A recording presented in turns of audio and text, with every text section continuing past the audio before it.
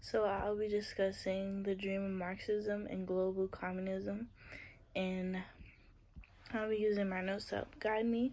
Russia was the first to implement communism, and then in 1949, China had officially adopted communism.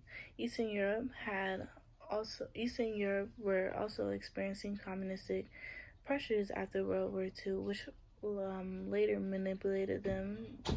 They were later manipulated by the Soviet Union to adopt the communist ideology. In Russia, Joseph Stalin, the dictator of the Soviet Union, had launched the Great Purge, where millions of people were arrested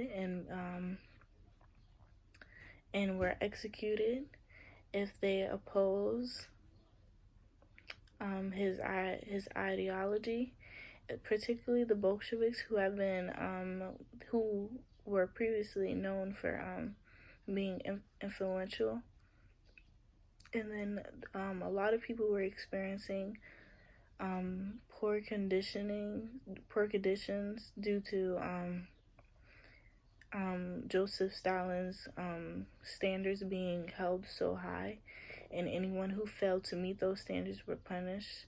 Workers were facing a lot of hardships. Those hardships included living in poverty and having low wages. Communist cultivation created a large impact on peasants, which led them to have to fend for themselves due to government not wanting to provide for their people. In China, they were experiencing it brought Deng Xiaoping opened up a China's market to the world economy, and it brought about a stunning economic growth that had been maintained. This created it accompanied by better diets, lower mortality rates, declining poverty, massive urban construction, but they were still unwilling to embrace the ideal of political democracy.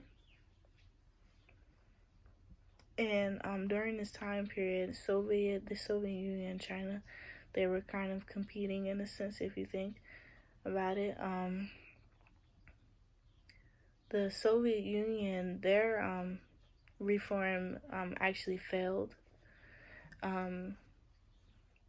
Due to them wanting to, in a way, copy China and practice and exercise their way of communism, but they ended up failing. And there were a lot more